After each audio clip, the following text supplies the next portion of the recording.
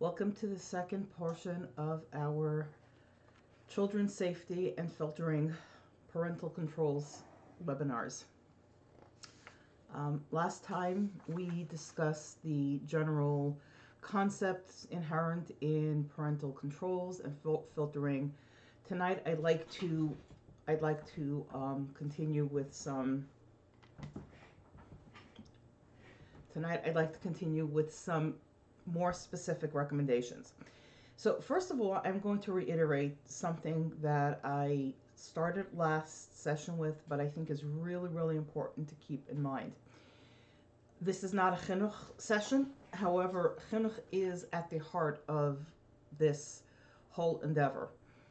You can use all of the technology that you want. It's only going to be useful if you are coming from and simultaneously teaching your children how to behave. I had used the example of a car last time. Seatbelts, etc. Seatbelts are absolutely necessary in a car, but if the driver is acting, is not driving carefully, if the people in the car are making a ruckus and making it hard for the driver to drive, whatever, these are all things that are still going to make the drive extremely, extremely dangerous. So you do absolutely need to deal with the behavioral and the fundamental Yerushalayim issues as well. But in the meantime, and ongoing, you also need to put on your seatbelt, so to speak, and that's what this is all about. Okay. So the first thing I will say, we discussed the concept of rolling your own kind of controls, etc. By and large, it pays to make the investment and pay for a good filter. There are better filters, there are worse filters, but generally speaking, you will get a much better result if you are willing to pay some money. I get the budgets are tight, but that's just part of you have to budget it in when you consider the use or the purchase of a connected device. That's something you absolutely need to budget in. Okay. The second thing, in terms of budgeting, in terms of your choices, newer devices are better than older ones. I'm not talking about higher end, fancier. That's not the issue. The issue is that a lot of the newer devices have more capacity. They've got more. They are compatible with a greater variety of tools that have more capacities. And they are supported by the manufacturers, by the vendors. So if you do run into a problem between an app or a filter and your device, you are more likely to be able to get help. Another thing is that if you get a parental control filter that does not do 100%, and sometimes even if it kind of seems to, ad blockers are a very useful addition to the toolbox. It's not the kind of thing that you can enforce in the same way as parental controls are, and this is where the issue of, for instance, Yerushalayim comes in. It is especially for yourself, where you're the one who's making the choice, but it's just a very useful tool. And if your kids see that you are making the choice for yourself to add this layer, it speaks volumes. It is the example you want to set for your kids, and it's just a good thing for you to do. Again, that's a standard thing. I filter my computer. I also have an ad blocker because most filters, with a few exceptions, aren't really good at blocking just, say, the ads versus the rest of the site, and the ad blocker just adds that layer of, I just don't need this kind of garbage. It has some other uses as well, but in terms of this issue, it's a very useful layer. The other thing, and this had been asked about yesterday, on Sunday, was Tag. Okay, Tag is a service. They provide a service. It's primarily volunteers. Some of these sites, each site has its own policies, although they do all fall under a certain umbrella. but it is a nonprofit. They are not trying to make money on this. They are trying to provide a service. Um, Now, there is something that you need to understand. As much as Tag does for you, and it absolutely does make life easier because they have technicians who know what they're doing, who get stuff set up for you. You have to you're ultimately the one who's responsible both for what goes on your phone and what goes on the phones of your children. It's your responsibility. You are the final decision maker. They give you some choices. They'll spend a little time talking to you. But the more you know, even if you decide to use them, the more you know when you walk in, the better off you are, because you're responsible. You have to make choices. Tag, offers X number of filters for this, for iOS, for Android, for Windows, etc. So it's important, again, for you to understand the questions you may want to ask them, understand the alternatives and what they're talking about. And this is one of the reasons I spent so much time last time talking about concepts, because when you talk to them, if you have a little bit more of the vocabulary, you can have the conversation much more quickly, but much more productively. So that's something to keep in mind. Going to Tag does not absolve you of responsibility. Having um, having said that, like I said, they do make your life more convenient. It does, however, as much as the responsibility remains yours, it does take a certain control out of your hands, which you know may or may not be an issue, but it is something to be aware of, especially at a time like this, for instance, where they are absolutely swamped. And I don't say this to bash them. They are doing the best they can. I know they are.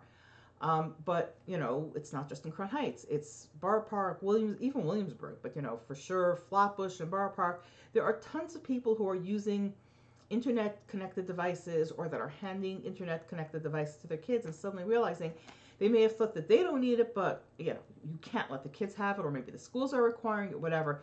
So they're swamped. So in a case like this, if they're the one who is handling everything, it becomes a little bit harder to manage things. So that's another bit of a downside. Um, Sometimes, by the way, giving that over can be good, given your family, depending on the family dynamic. I do know some people who it's just easier to say, okay, this is what Tag did, and that's, or this is their baseline requirements, or whatever it is, and it just makes it easier sometimes to enforce it. Is that the ideal? I'm not going to pass judgment on that, and certainly if that's what works, it's certainly better than constantly fighting with your kids, or to me, the unthinkable of getting bullied or pressured or whatever by your kids to providing significantly too much access. And also for yourself, if you know yourself and know that even with the extra friction that's put in by the filter that you have to go in and put in your password and this and that having somebody else be that extra layer, that apotropos for you, so to speak, if that makes it easier for you to actually keep those limits in place, that's something to do. But again, you know, this is not a universal thing. It's a very individual thing. Each person, each family needs to make a decision for yourself. What is the best balance of what you do? Now, I know that people last week asked me about specific filters, and I will discuss some of those. But I'd like to first talk about a few more general, more specific than I've just been talking about, but more general than specific filters. I want to talk about the platforms. Some of you already have what you have, and you're trying to just lock that down. This is still relevant to you because it helps you understand what it is you're dealing with. Those of you who are making choices, it'll help inform your choices as to what you're doing. So that's where I'm starting. So let's start with phones. There are basically today two platforms for smartphones. You've got iOS, that's iPhone, and you have Android, which is pretty much everything else. I know that on the tag site, for instance, they talk about BlackBerry. I would actually not want to hand my child a BlackBerry phone because in many ways it's just so limited that you can't do much with it. but also because it's limited, the problems that there are almost impossible to block because there's just really nothing that is geared to work on it. So, if uh, I like I said, I would not go with a BlackBerry. It's certainly not a platform that you're going to get a lot of support or a lot of options for um, blocking or managing or whatever. So that's that. So you're like I said, your two real options if you need a smartphone are iPhone and Android. Android has a whole host of choices. They're more expensive, they're less expensive, which is one big advantage with Android is that you can get into Android without the same kind of investment as in an iPhone. The cheapest iPhone is just over $400. Okay, you can get a perfectly functional, very nice looking phone for $200. You can even get some that are not as nice looking, but again, perfectly functional for $120, $130. Are these great? And I will admit, yeah, the $120 phone doesn't come close to the iPhone SE, which is the $400 phone. But if all your kid needs is Zoom, you really don't need that extra functionality. And so again, there's a more significant reason though thing that you need to be aware of. So I'll start with iOS. iOS, iPhone, Apple, the company that makes iPhones, prides itself on its privacy, on its protection of your privacy and the security of its phones, which in a way is true. The tools that are built in and the way they curate their app store is intended to be very, very privacy focused. A lot of stuff stays on the phone, doesn't get uploaded to Apple, etc. They do collect somewhat less data than Google, although not as much less as a lot of people think, etc. So that is true and that is good. As a parent, though, who wants to, or even to be honest, as a parent who's trying to control your child's um, access, they actually limit very much what you can do and what you can lock down. So yeah, you can filter, but it's not so easy to enforce a complete level of filtering. The built-in filtering on an iPhone is certainly not adequate for a child. I'm not sure that it's adequate for an adult. It's certainly not adequate for a child. There are filters available, but again, how much you can enforce it and lock it down is a little bit limited by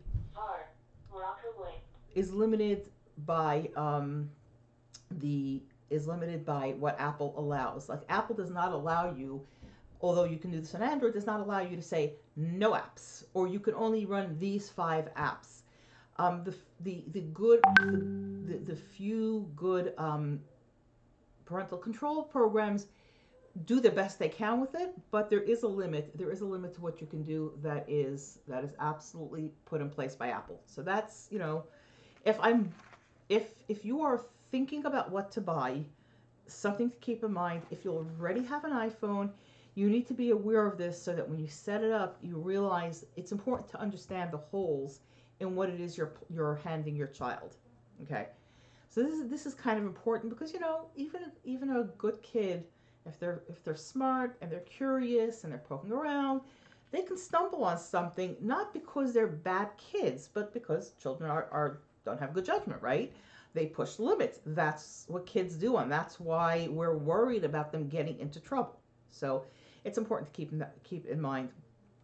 But again, it's very, very important to know that if you are using an iPhone for your kid, you absolutely have to get one of the filtering options because what is built in on the iPhone is really inadequate unless you totally don't need any internet functionality and you just want a couple of apps.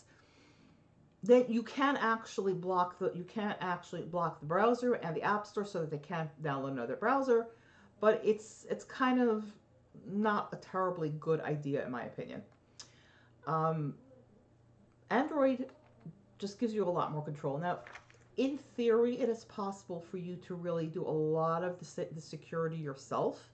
And if you're on a really tight budget and you have a lot of time and you're fairly technical, you could probably do it.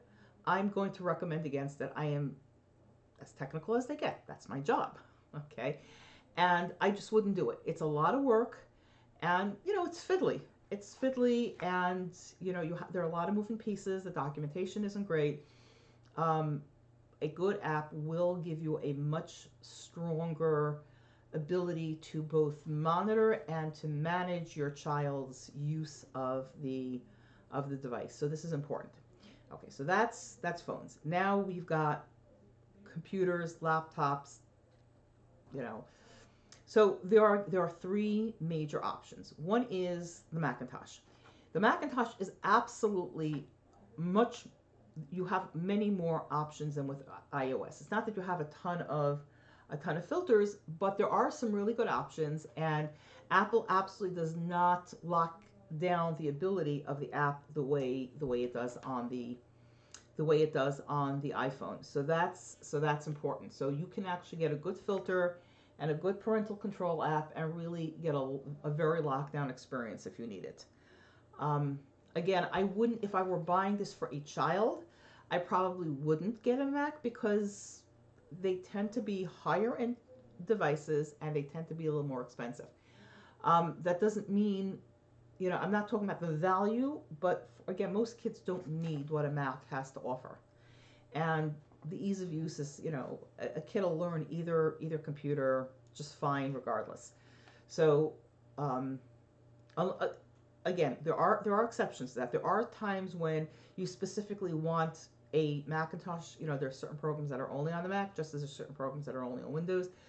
But assuming that that's not the case, if this is a primary focus for you, I would definitely look at Windows. Windows is just your best bet. Having said that about Windows, Windows comes with parental controls. They're usable. You can get stuff done with it, but they're limited.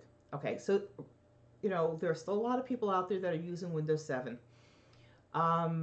If you're using Windows 7, you really do have to get something because the parental controls are limited. They're even more limited than in Windows 10. And because Windows 7 is out of support completely, if you run into a problem, you're out of luck. There is nobody to talk to, there's nobody to help you, and that's it. So and I've just, in the last few days had a couple of encounters like this where people have a problem with Windows 7, the parental controls, and they just can't, and what they want to do, and these are people, in these cases, it was like, okay, we just want to do this one thing, and they weren't trying to do anything complex. But still, it wasn't working, and there was just nobody to talk to, because that's it. Windows 7 just, if you can't even like find an FAQ on their site. They refuse to do any support. If you dig enough, you'll find something, but it just doesn't make sense. This is one of the things I was talking about, having a more up-to-date. Windows 10 has been around long enough that you could be using a 3 or 4 year old computer and either, have, and even if it came with Windows 7, you could upgrade it to Windows 10, and even though they were saying, oh, we're going to make you pay for it, you can actually get Windows 10 for free. So if budget is an issue, you should be able to do that. So that's something that I would strongly suggest. There are a lot of really, really good choices, and I'm going to say this both for Windows, for the Macintosh, for the Chromebook. Anytime you're talking about a device that is going to be shared, make sure that you get, so if you have a Windows laptop or computer that only one person is going to use, what you get is you have more options because there are some some pretty good filters that don't have the ability to do multiple profiles. If it's a computer or a laptop that's going to be shared, you absolutely want something that lets you do separate profiles. It's the only way to keep your sanity, quite frankly, and it also for both time limiting and for reporting, it's really the only way to make both of those features useful. Okay, so that's Windows. Chromebooks are interesting. because in theory, they give you a lot of control. And honestly, I mean, if I was talking to somebody and I hadn't really, I'm still not sure which of the parental controls for Chromebooks I prefer, because I don't have a lot of experience with them and I haven't gotten a lot of feedback yet. But it is definitely possible. It is of the platforms. It is the platform that you could really lock down yourself if you're willing to read the documentation, if you're willing to take the steps. I still think it makes more sense to go ahead and purchase. It puts it in one place. It makes it easier to manage, and depending on what you're getting, it may put all of your devices, especially if your child, if any of the children involved are going to be on multiple devices, having a parental controls app that works, that has a dashboard across all of your devices, is also going to make your life much, much easier. But even if that's not the case and your child is only going to be using the one device, it just it's just a lot easier. It's just a lot easier to do that. So that is my suggestion, is get a parental control app, and set it up. Do yourself a huge, huge favor. Okay. So I am going to now start with going through some of the the apps, the parental control. Now, so I'm going to mention Tag again only because some of you are going to go from here and go to Tag, and I'd like to just make that as useful a conversation as possible. However, it's important to know two things. Number one is they ask for a donation, and you also have to pay. They used to have a policy. They used free software. They have stopped using the free software for the very simple reason, and I agree with them completely, that most of the free software is just not useful. Okay. Um, there are a lot of reasons for it. The only reason that, for instance, Google can give you the amount of control that you could, in theory, you could actually, um, so to speak, roll your own, is because they are a multi-billion-dollar company that makes um, whose business model requires people to be comfortable getting on the internet, and wants people to let their kids on the internet, but safely, so that these kids get used to using Google services and Google apps, et cetera, so that you become a lifelong Google customer. So this is kind of a bit of a loss leader for them. But for anybody else, that just doesn't work. Okay. So, and to a certain extent, to the extent that Windows and Mac and Apple do something similar, although not to the same extent as Google, again, it's because it's part of a bigger plan. That's not the core of their money making strategy. It's a way to make their other money making businesses more attractive to people who have money to spend. Um, the folks who actually their primary thing is parental control, security, etc., they simply cannot afford to provide a good, solid product for free. You know, so that's going to be the cost. The other thing is they do not do Chromebooks. So if you've got Chromebooks, Tag is not an option for you, regardless. They just don't do Chromebooks. Okay. So Gentek. Gentek is one of the most expensive filters that I have seen. They cover, it's very nice. They cover most, let me double check something. I made a note here, but I think I may have made a mistake. They definitely cover, yeah. So they cover Apple, they do iOS, they do Macintosh, they do Android, they do not do Chromebook. Okay. But that you can have like all of your apps and all of your devices in one dashboard.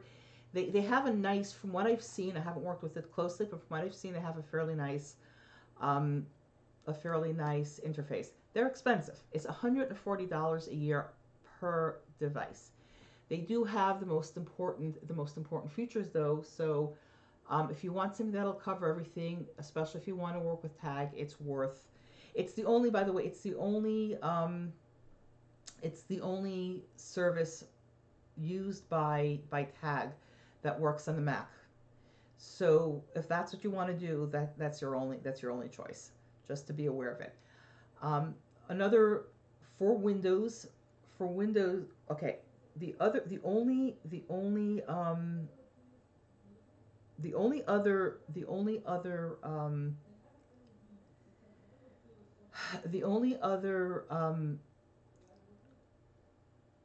app for the only other parental control app for iOS for the iPhone that tag allows is NetSpark. I've actually used it. I've worked with it. It's not cheap. It's $90 a year for which is less expensive than Gentech, but it's not cheap. They have bundles, but for some reason their bundle, unless they change their price, they recently changed their pricing and they seem to not have updated everything. But their bundles don't really do you any good. But it's 90 figure $90 a year per device. It is actually a very nice app. It's a very nice app. It's quite easy to use. My experience with their tech support has been pretty good. It gives you very nice, very granular controls. Um, you know, Again, for iOS, there's some things that it can't really do as well as it does for Android, but that's because it's iOS. But the filtering is very good. They do. This is one of the reasons why Tag uses them. All of the ones that Tag use do image analysis. They do image analysis, and like I said, NetSpark works very nicely. There is one really big problem for adults, and again, it depends on what you're using the phone for, but it uses what's called a VPN. Now, those of you who use your phone to log into a work system may have a problem with that because the better work systems that are better secured use their own VPN. And so you cannot have two VPNs working on one device at the same time. So you have to turn off NetSpark and its VPN and then turn on your work VPN. When you're done, turn it off and then go back to NetSpark. That is asking for trouble. It's not a good thing. If you use your phone for work in a way that requires you to use a work VPN, NetSpark is not really your answer, because what you want with something like this is you want it to be totally passive. You turn it on and then you basically forget about it unless you accidentally try to do something that you're not supposed to. Okay, you want it to be like your seatbelt. You put it on and you forget about it. You don't want to have to keep on turning it on and off because you will forget. And you'll forget for sure, because we're all humans and we all forget and stuff happens and you don't even realize, maybe, oh, I'll do it in a minute, the call came in, whatever, and you forget that you didn't turn it back on, whatever. And sometimes you get tempted, you turned it off for a good reason, and then like, oh, just before I turn it back on, let me do this one thing. It can't be that bad, right? And then it turns out, not so good. So if you need to use a VPN on your phone, you don't, or on your Windows computer, you don't want to use NetSpark. It's not your good solution. The other really big problem with NetSpark on Windows, on Android it's fine. Android is a single user thing. iPhone is a single user. There's a primary user, and you can have a guest and pin your screen and do things like that, so that if you hand your child the phone, there's a limit to what they can do on your phone. But it's designed to be a single person on a given device. Windows is not designed that way. Windows is designed to be multiple people on that device, but NetSpark does not do multiple profiles, which means that if you're sharing that device, you run into problems. So again, NetSpark is good for Android, for iOS. As long as you're not using a VPN, it's okay. It's good for Windows if the device is being used only by one person and does not need a VPN. That's really what that comes down to. Now, so for there are two other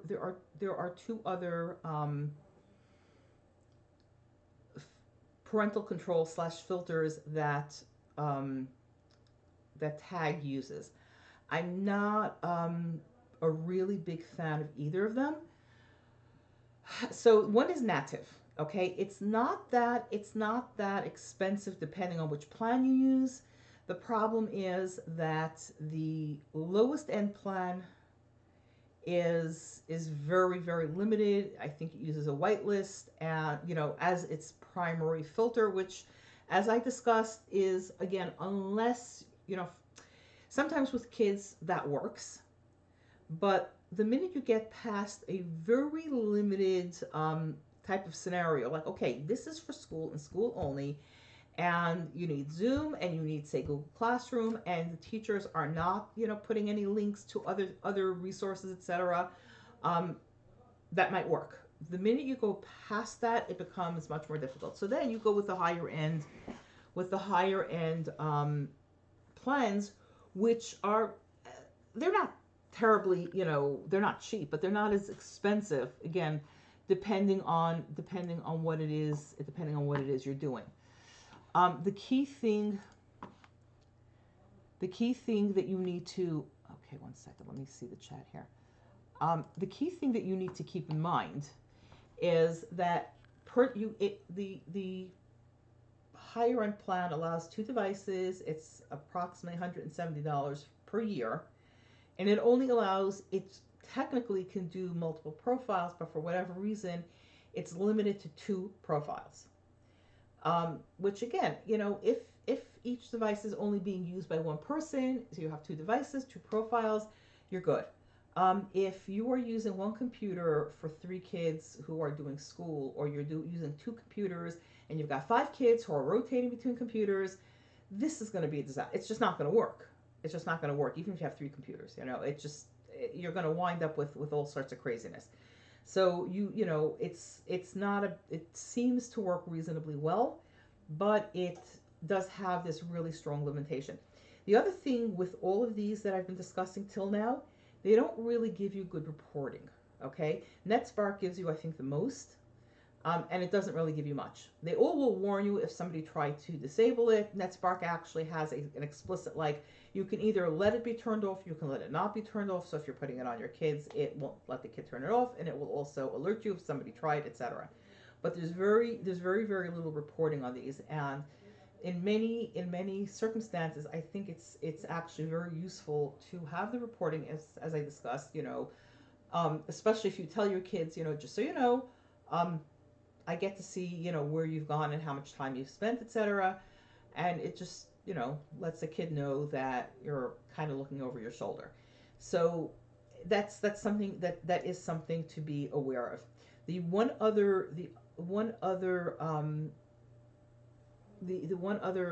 app that they use is something called Netfree, which is not it's let's put it this way: unless you have one kid with, again, very limited, it's not a solution that I am going to suggest. Tara Machina, actually talks it up, whatever. It's not a realistic solution, in my opinion, because it works only on a whitelist, and it's not the whitelist that you put out. They have a whitelist that they allow. Okay, and it's like, I was looking at their site. They have evaluated 300,000 sites. Considering that the number of sites on the internet are like a couple of orders of magnitude higher than that, there's a really good chance that you will, again, for a kid in school who only needs a couple of sites and teachers are not putting links to resources, etc., it can work. But for anything broader than that, if the teacher is linking to resources, even if the teacher is like really, really careful, there's a real chance that the teacher might link to something that's not on their whitelist. You know, that's just the way it is. So it's to me, unless you have a very limited use case, it's not a terribly good, it's not a terribly practical solution. There's another issue I have with it also, which is that you cannot uninstall it. Okay, there's a removal charge. So you know, first of all, the idea that if I do not want to use this anymore, I have to pay to remove it kind of irks me. But I just have a bigger problem. Like, I, it's kind of like if to me, and again, if you feel okay, there are, I will say the one place where this is you know possibly useful is if again you have this kind of very contentious relationship where saying I cannot remove it for you even if I wanted to, or I want to but I can't, you know, if that's what it is, then you know, okay. But otherwise, really, I just feel like it's important. It's important to be enough in control that you can make that decision if it's really not working for you. Again, you know, I'm not going to say there's never any reason to not hand that over, but you definitely, it's, if you hand it over, it is something you should do, understanding what it is you do, and you know, really thinking about it. You know, it, because you know, for a number of reasons, but the bottom line is you just need to be aware going in that they are basically saying you make a commitment to us and now we are taking control. Um, so that's a really, and if you give a look at what they allow, what they don't allow, also again, especially for an adult, there's a really, again, for an adult especially, there's a significant chance that you will not be able to get at some of the things that you want that would be extremely useful to you. So that's something, you know, that's something to keep in mind. Um, so I'm going to take a pause here. Does anybody have any questions? Okay. If you have any questions, put them in the comments. I will be monitoring it. The person who was supposed to be doing the monitoring is unfortunately not feeling all that well, so she was not able to hop on, unfortunately. I wish her a fruit shlema, but that is what is going on here. Um,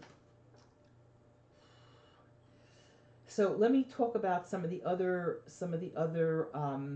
options out there. Okay, so one option that I have been using for years, it was one of the first really good, solid parental control and filtering solutions out there, is Norton Family. So if you go to their site right now, they have an offer till the end of the month for the first 6 months are free. Largely that's part of A, they want to get you as a customer, and B, it, you know, everybody knows that, um, you know, what the current pandemic has done to usage, and there's a lot of talk about a lot, you know, the people who may not be able to afford it, whatever. So they're trying to be a good corporate citizen by saying we are going to make this thing that we normally charge for free for 6 months for all the people, so that you know there are going to be a lot of people who can afford it and are going to just you know be lucky, but there are going to be a lot of people who can't really, who you know couldn't budget for this, didn't plan to be doing this, didn't plan to have their kids online, you know. So that is their reason for doing this. The other thing, so I don't know what their current pricing is because that keeps on shifting. One thing is, it is also part of, if you get the Norton Security 360, Norton Security Premier. In other words, their second level up. The family, the parental controls are part of the package. Okay, so Norton has Norton Security, and then they have Norton Security Premier, and that's that version that, you know, they have Premier. They have several levels, but the second level and up has the parental controls. So if you're looking for other security software anyway, it's actually a reasonably good it's a reasonably good price. It's $50 for 5 devices, and I believe the the filter parental controls profiles, it allows up to 10 profiles, which means that you can have, and each profile can be on all 5 of your devices. So basically you set up each profile on their site, like on, you log in on your site, you set up the profiles, and then each device that you register, you say, okay, you know, you set up as many profiles on the device as, you know, you're doing, and you say, okay, profile, you know, username A is, say, on my computer, on my old computer. Now I have a different setup, but so I had on my computer, I had mommy, I had Tati, and I had, you know, one for the kids at the time. I wasn't doing time limits, so I wasn't doing time limits, and I wasn't doing monitoring, because what I was doing was I was actually blocking the entire internet at that point. This was many, many years ago when they were all so young that I wasn't allowing them on the internet, even with a filter, without me being present. So that was a whole separate, kettle. So I had like I had three profiles, and then I had one computer with three different logins. And then when I got a second computer, and that had only two logins, but it was two logins that mirrored the same usage pattern. So I just said, okay, I got it. I registered that computer, and I said, okay, profile, A, it belongs to this login, and profile B belongs to the second login. So it was really, which was really nice, because when, A, was easier, and I was able to, use the one license for five devices, and 10 profiles to cover all of my devices, and I still actually do. Um, Although it's a whole different setup now, but I basically have that. And secondly, if and when you are doing reporting, it means that you can see what your child is doing across devices if they actually are on multiple devices. So in a case like I had mentioned earlier, where you've got multiple kids kind of cycling between devices, this is a good way to get a sense of what they're doing across devices. So it's very nice. They're not the only ones who do that, by the way, but this is just a concept, So Norton is a nice choice, especially if you are using their other security software anyway. Another really good, also they've been in the business now. Norton, unfortunately, I'm not going to say unfortunately. It depends. It depends on what you have. So they've got Windows, they've got iPhone, and they've got Android. And and like I said, it works nicely. If you have a Macintosh, if you have a Chromebook, if you have a Kindle, then something similar is NetNanny. Now, NetNanny does not integrate with any other antivirus, any other security software. So if you have other security software, this also may be a better choice. It works very similarly to Norton Family in those terms. I mean, the specifics of the feature set are different, how they calculate time, how they do the reporting, etc. But it's very much the same concept, where you've got your profiles and you register it on the devices. And they are a little bit more expensive than Norton, but the price is not bad. It's like really literally only a few dollars more for five devices. If you have, if you, five devices is often all you need. So they are also, the reports that I've heard, the reviews I've seen, and the reports I've heard are very positive. I've had it recommended, to me. Um, so that's another one. And again, if you want one thing that will cross your all of your devices, NetNanny is one that will do that. Um, they're like, they've gotten into Chromebooks only relatively recently, but the good news with them is that they've just been doing this for a long time. Okay, and they've been constantly tweaking whatever. And they, all of these, Norton, NetNanny, they all allow you MobiSip. I'll get to that.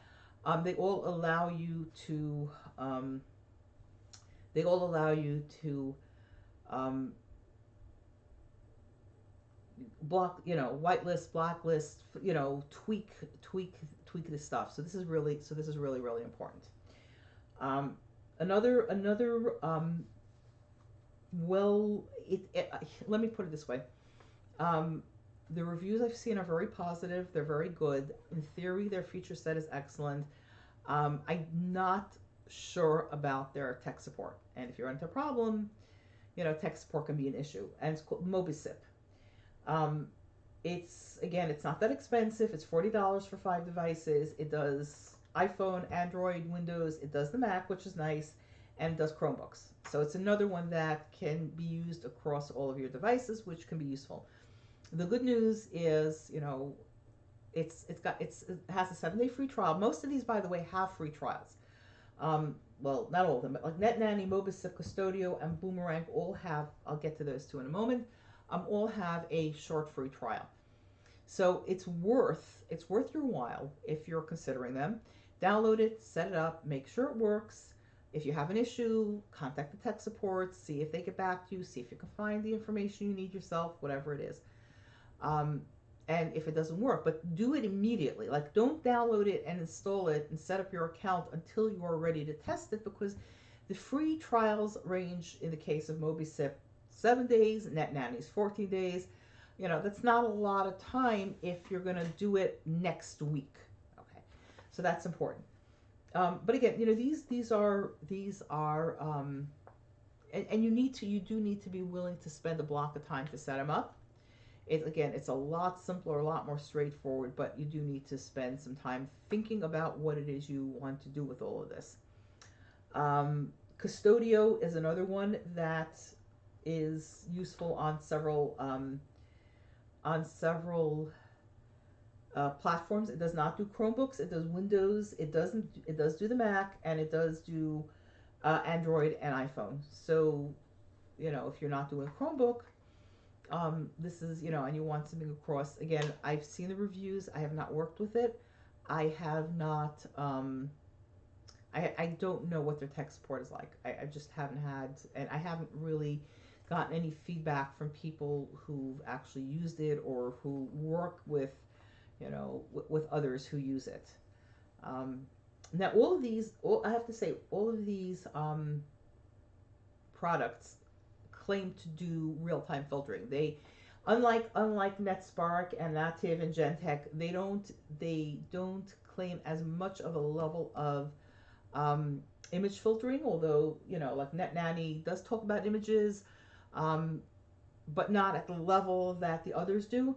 But they all say, okay, we do real-time filtering. It's not just a matter of, you know, categorizing or, you know, looking what the website says about itself, etc. So, you know, you're less likely to get false positives, you're less likely to get false negatives, but do realize that, you know what, I don't care how good, you know, their AI is. This one talks about AI, etc. Um, you know, you still have to pay attention. The last app I'm going to mention is called Boomerang, and this is for phones only. So it's Android and it's iPhone. It's actually, price wise, it's actually pretty good. And they have, you know, they again, they have all of the features you want. If you're comfortable, or if, you know, your kids are only using the one device, then this is fine. You know, if you need to track your child across devices, you know, or if you know, want one thing that covers everything, this is not it. Um, so that, you know, those are some of the big names. I obviously haven't covered everything. There are literally hundreds of um, there are literally hundreds of apps out there, but that's the, you know, that's my recommendation. Any questions? Okay. So I am going to, 1 second. With filters, can you allow YouTube but put limits on what can be watched? Yes, yes. And some of them are better than others. Some explicitly talk about filtering YouTube. Others don't really talk about it. And if they don't really talk about it, then, you know, if you're, and all of these can do it to some extent or other. And that's really important, because I know that, like, for instance, well, sorry, I'm not going to say all of them. I'm not sure about Native and Netfree. Okay, but most of the other ones absolutely do, and it is actually important, because a lot of sites that in and of themselves are just fine link to YouTube for videos, etc. So yeah, you definitely want to be able to filter YouTube, and you don't want to be dependent on, you know, I mean, obviously, the first thing I always do is, you know, when I set up any device that's using Google, you know, on Google search and on YouTube, whatever, I set up the safe, you know, what they call the safe search, and, you know, a certain level of filtering. But honestly, I don't want to depend on that for my whole, you know, safety. It's, you know, so. Um, what is TAG? Oh, okay. So TAG, as I had mentioned, is an organization. It's called the full name is Technology Awareness Group. Basically, they were a group started a few years ago to help families, parents deal with the dangers of technology. It I have spoken to a lot of parents, even now, with all the talk and with all the geshrei of parents who, like, till COVID started happening, the kids were home, and Rabbi Boring came out and spoke about how, it's usher to use these devices without a filter. Hadn't really thought about it. Tag was basically trying to, get people to be aware and to say, hey, we get it that it's too complicated for you. We're going to help you. So there's a little bit of a big brother, a little, big daddy type of attitude there, but they do definitely provide a service, and I give them a lot of credit for being out there for years trying to help people secure their devices and that of their kids. So, that's, if you really, again, if you don't, you're not sure that you will be able to, handle the stuff yourself, they are definitely an option. If you want to do it yourself, I, I I hope that this is a good starting place to, start thinking about what you want to choose and how you want to set this up. Um, there is um, one thing that is worth thinking about. What about TechLock? I poked around. I looked at it. I haven't seen any real reviews. Let me see something I was wondering about actually on that. I am I'm looking at their site actually.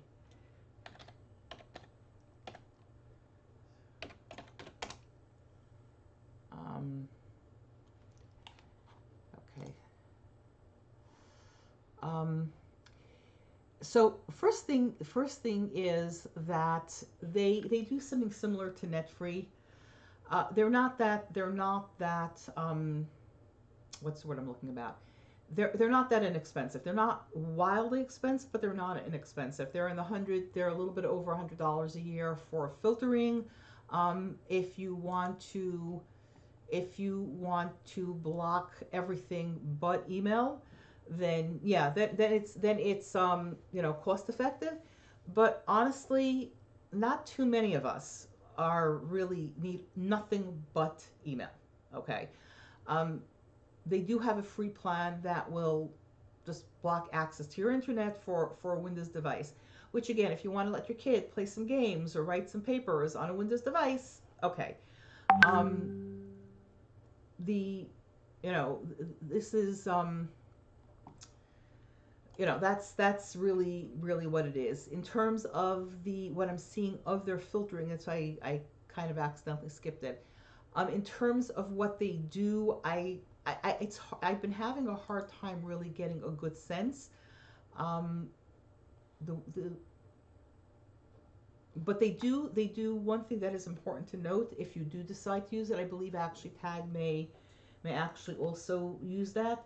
They do allow multiple users per device. They are Windows only, by the way. So again, if you're good with having multiple apps or programs, whatever, then this is fine. Again, it's not the first thing that I would jump to, but it's definitely something that I would consider if I were only doing Windows only. Um, okay, so the first thing is I see you're convinced, but who can actually help? So number one is if you go through the information that I've given you, this is a good starting point. Okay, it's certainly for a lot of people this is enough to actually start making some decisions. You may want to go on their site and look some more. I am available to help people out. I do ask that before you call me, send me either an email or a WhatsApp. The Zohar Sasson and Esther Rosen have my contact information, and I need you to please let me know, who's using, who's this for, how many devices, what your devices are, and what each person's going to be using it. And I am willing, we can set up a time to talk, and I'm willing to have that conversation. I'm willing to have multiple conversations if necessary, but I do need to start from a point of, you have thought it through. Tag again is another option if you need, you know, if you want them to do this for you. I will not do it for you, but I can definitely help guide your decision making. But again, I ask that you watch these, listen to these. You don't have to watch them. You can listen to them. Listen to both of these webcasts. Make that list before we have that conversation so that I don't have to re-explain all of this. I don't have to spend a half an hour re-explaining all this stuff before we even get into the conversation. Um, yeah. So, is there a way to lock the screen for kids when they use Zoom so they won't be able to go on other sites? Yes. Basically, you need to, again, it depends how you do this, depends on, you know, how you're letting your child onto the device. But if, for instance, they are on a computer, then the simplest thing to do, if you're using, say, a Windows or even a Chromebook for that matter, or a Mac, you can say, okay, I am giving this child a login. Okay, you know, this I'm going to use Windows just because that's, you know, they're like the you know, Chromebook similarly, right? So your child has a separate profile and log into the machine than you do, and you set up their profile to block every single application and to block every category of internet with one exception, which is Zoom. So they can try opening the application, it's not going to work. They can open the application, it's not, they can open Firefox or Chrome or whatever, and it's not going to work. It's not going to open. They're not going to be able to get onto the internet, so they can't go on other sites while they're on Zoom. You know, the specifics for each device are device specific, but that is the concept. This is why it is important. This is why I keep on saying you need to know who's going to use it and for what, and what are your concerns before you make a decision and before you start the process. Um, so you know that's this is a, you know, actually a perfect example of what I'm talking about. For some kids, again, depending on what it is, locking out the internet isn't an option. But you know, for a third grader who's had, or you know, a for a third grader who doesn't need you to sit with them while they're doing their Zoom thing, but you want to make sure that they're not, you know, playing shtick and pulling up inappropriate sites, or maybe you don't want them to just zone out and get busy with something else instead of paying attention to their teacher or whatever it is. That is how you set it up. You lock everything but their Zoom, so that they cannot go elsewhere. Um, okay, so teachers sometimes send Google Forms for tests or other links. How can we avoid problems with that? This is exactly what I was talking about when I said that you need to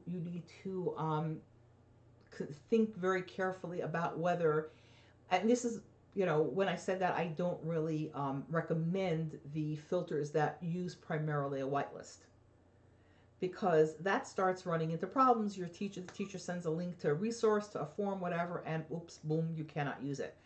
Um, Instead, you need a filter that's fairly tightly tweaked that, you know, will allow them. Now, I would very, very strongly suggest that you ask the teachers to let you know in advance what resources, what links they're going to be sending, so that you can.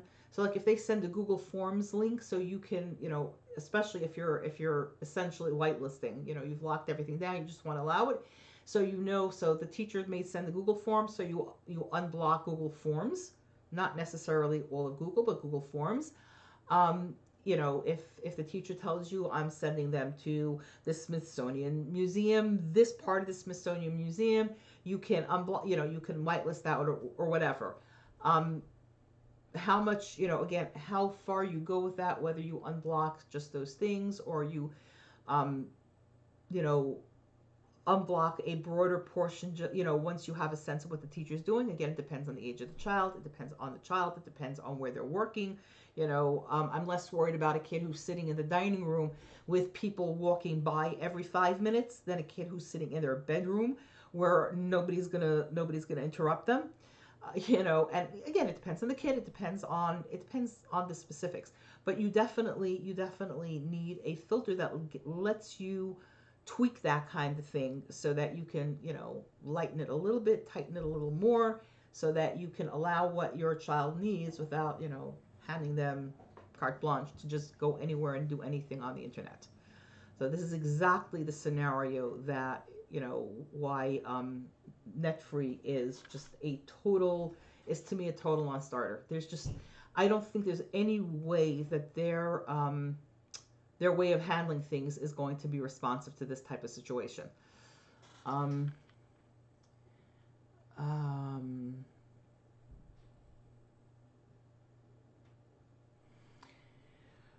the effects of shutting down Chrome versus Google, if any, both yes and no. Google is a search engine. So if you shut down Google, then your child isn't going to be able to do a search on Google, but she will be able to do a search on the other search engines. Google is not the only search engine. So your biggest problem isn't just shutting down search. Because if your child does a search and then gets the link that they can't link on, it's not so bad. Now, I'm not saying you shouldn't shut down search, but that's not the thing that you most want to deal with. Of course, you could just go in there and say, okay, there's a list of, in fact, there's a list of, there are 5 or 6 primary search engines that you can look at, and go in and manually blacklist all the search engines. Some of the filters actually allow you to block all search engines, so you can do that if that's what you're trying to do. If you're trying to keep your child from doing the search altogether, then you need to block all search engines either manually, or if the filter gives you that ability. If you don't want your child to get on the internet, you want to limit, if you just want to limit her to a couple of apps and not to be able to get on the internet at all versus being able to do a search, then you have to block the whatever web browser comes on the device. So if it's a Chromebook, it'll be Chrome. If it's a Windows machine, depending on what you got there, or what you installed for somebody else. But you have to block whatever is already installed, and then block your child from being able to install anything else. So on an Android and iOS, you can block the Play Store, the Android Play Store, the iOS App Store. You block that so your child cannot install a different browser, and then all of your work was for naught. So that is, well, not completely, because you can still filter what they can access on the internet. So there are different pieces. There are like what sites they can access, and Google, for instance, is a site. It's also a big company, but the search engines are sites. So that's what you need to think. Um, if I want my child to only be able to use WhatsApp and Gmail on a Samsung, what is the best filter to use? Um, most of these will work pretty well. I would, I, you know, I would really look at, um, on a phone that they own and only they will use. Right. So any of the, pretty most of these will work pretty well. Again, I've been able to do something like that. Using NetSpark. NetNanny should do it. Norton has an app lock portion of things. So essentially, what you would need to do is, one of them actually, there, if you're specifically looking for a Samsung phone, which one of them does Knox? Um, one of the filters. Oh, not this one. Okay. Um, okay. I'm looking for one of them actually works with. Um, hmm.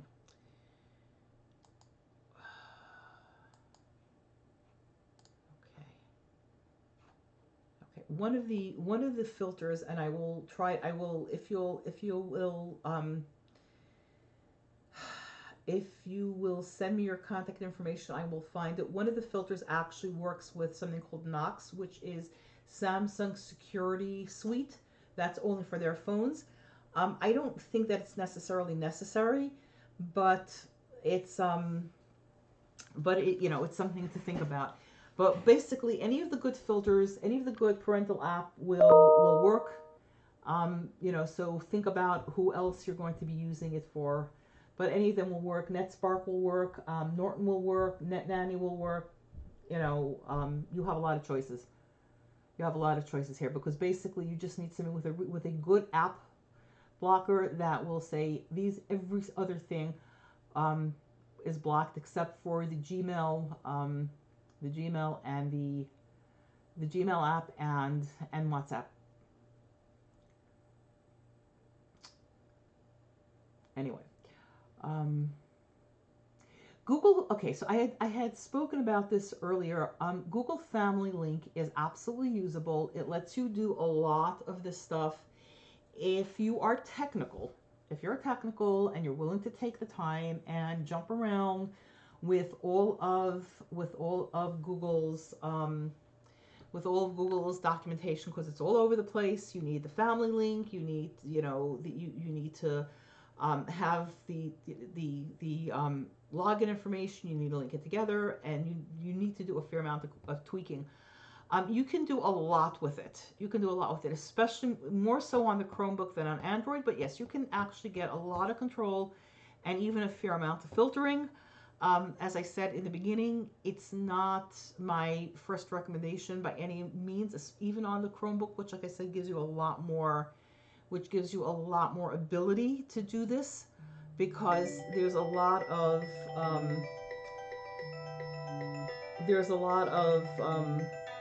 well, hold on a second. There's a lot of work involved. There's a lot of tweaking, and you really need to know what you're doing.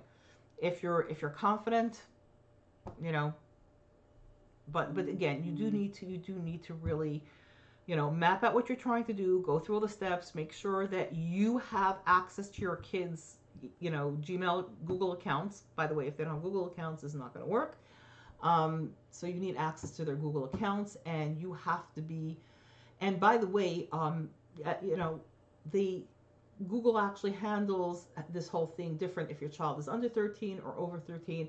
If you are using Family Link, make sure that, at least for the younger ones, you have the correct birthday in so it knows that they're under 13, which has legal ramifications. They absolutely have to be more careful with younger children. There's some data that they're not allowed to collect for children under 13.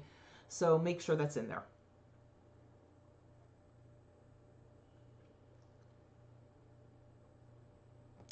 So I think that, again, this is just run over just a little bit over an hour.